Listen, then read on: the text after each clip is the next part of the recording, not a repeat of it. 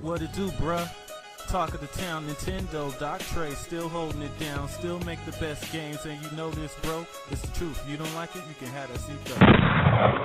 Alright, so we gotta talk about the Super Mario Galaxy Collection pricing, because I find this very interesting. So, as you guys know, in the Nintendo Direct yesterday, Nintendo announced for the Mario 40th anniversary that they were going to be coming out with Super Mario Galaxy Collection, which has Galaxy 1 and Galaxy 2 both together on cart for Nintendo Switch.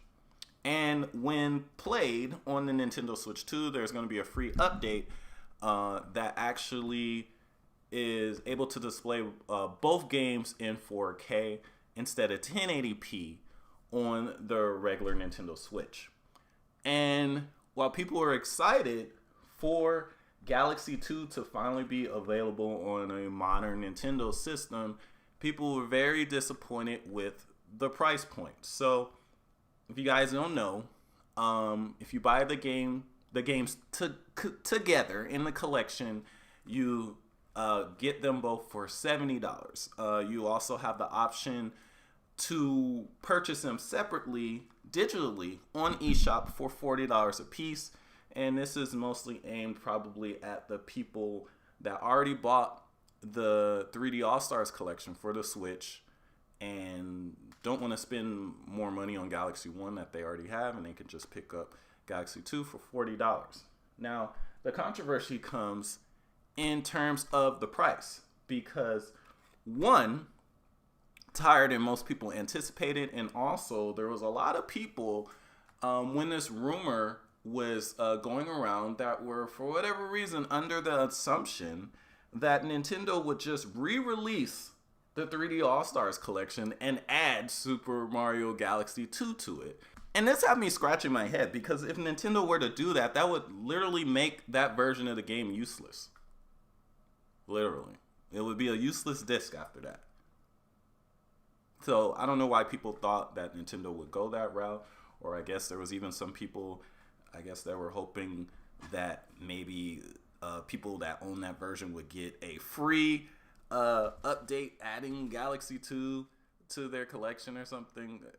Yeah, that wasn't going to happen. So the cost is an issue with this game. And as I said in my video yesterday, it's higher than I thought it should also be too. I think that this should have been around the $60 that the past collection was. But get this, even if it was $60, people would still be complaining. I've seen people online that said, well, how is this game $70 when the last collection, you got Mario 64, you got Galaxy 1 and Sunshine. And people are forgetting this is Galaxy 1 and Galaxy 2 in 4K. The other collection was Mario 64. This is an N64 game bundled with Mario Sunshine, the least like 3D Mario of all time. People seem to be forgetting this.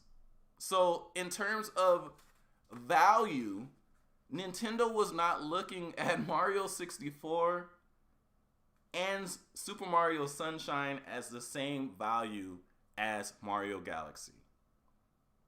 And I can guarantee you that the large majority of people that were buying that collection were literally buying that collection to play Galaxy in HD. So technically, the majority of people were paying $60 just to play Galaxy 1 in HD anyway.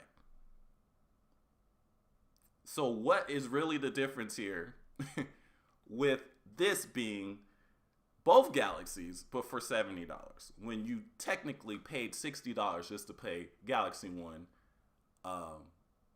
in HD on the last Switch? Now, the thing that's funny and interesting to me about value proposition is that people get outraged on certain pricing and not others. And this Happens with everything in life. But it's very interesting when it comes to video games to me. Because, for example, if you are hyped and buying these new $50 Amiibos, but you have a problem paying $70 for two of the greatest games of all time in 4K, you might want to sit this conversation out. If you were happy paying $60 for that Luigi's Mansion remaster, you might want to sit this one out. Just saying. This just my opinion. You might want to sit this one out. Because obviously, especially in terms of Amiibo, I don't care how much you like Amiibo. There is no Amiibo that is worth $50. None. There's no Amiibo that should be $50. $50, $40. Just stop it. These Amiibo cost more than the game. These Galaxy Amiibos, if you buy 2 Galaxy Amiibos, they cost more than Galaxy 1 and 2 bought together. Make that make sense. Now, here's what's really funny, though. So, people, and it shows proof that people would have complained about the price even if it was $60 or maybe even if it was $50, because people have very bad memories, but the doctor never forgets. So I remember when 3D All-Stars was announced at a $60 price point, a whole bunch of people claimed that that price was a ripoff and that Nintendo just threw that together. Oh, they just ROM dumped this because people had hyped themselves up. They let themselves get hyped up with the thoughts that Mario 64 in this collection was going to be remade in the Galaxy engine. And me, being someone that was told about this project well before it was announced, well before, and knew what it was going to be, I told you guys and I warned you and I gave you hints beforehand. You guys hyped yourself up for nothing when it comes to that. It was going to be, for the most part, a straight port with HD treatment, and that's what we got. But people are forgetting that back then, people were trying to say that even that was a ripoff. And now, all of a sudden, in 2025, it's an amazing deal, supposedly. But back then, people were trying to say that even that was a ripoff. And even gave Dreamcast guy that seat during that time. So, it's interesting to me just how varying the value perception goes throughout the years, even around this particular game, because, you know, I've been around here for a long time, and I remember during the Wii U and even during the beginning of the Switch era, there was plenty of people out there saying, wow, I would pay $60 just for Galaxy in HD, just for Mario Galaxy 2 in HD. And now, you're getting Galaxy 1 and Galaxy 2 in 4K, and now $70, $60 is too much. I thought that was very interesting.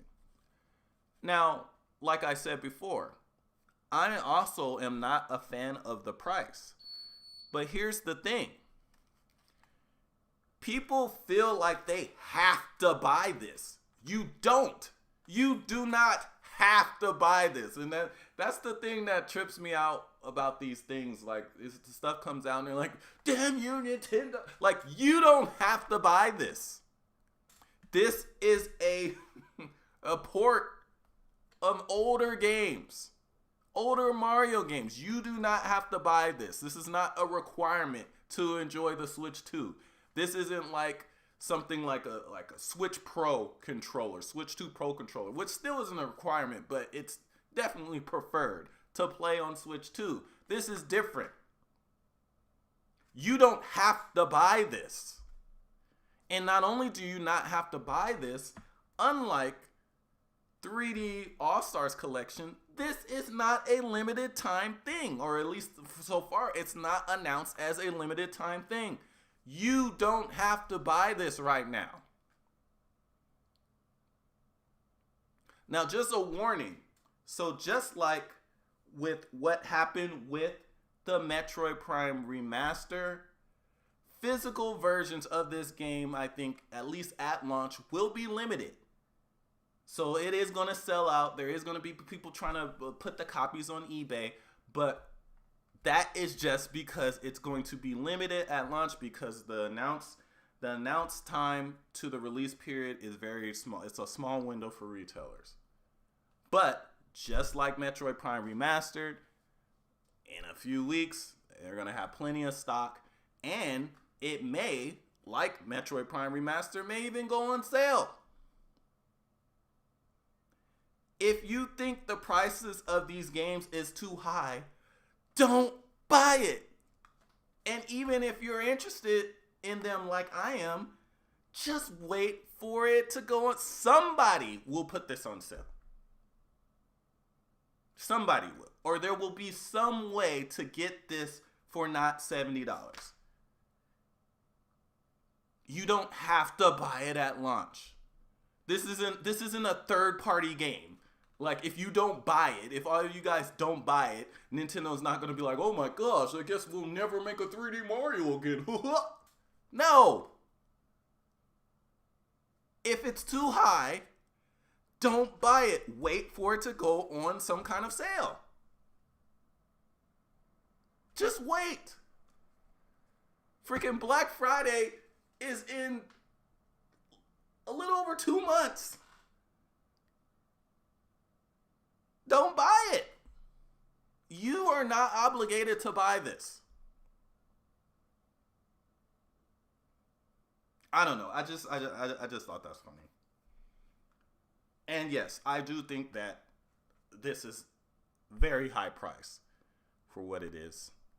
I'm interested actually to see if there is actually a difference between this version graphically of Mario Galaxy 1 and this new version, because they're saying that the new version, at least on the Switch, is supposed to be, when played on the regular Switch, supposed to be 1080p.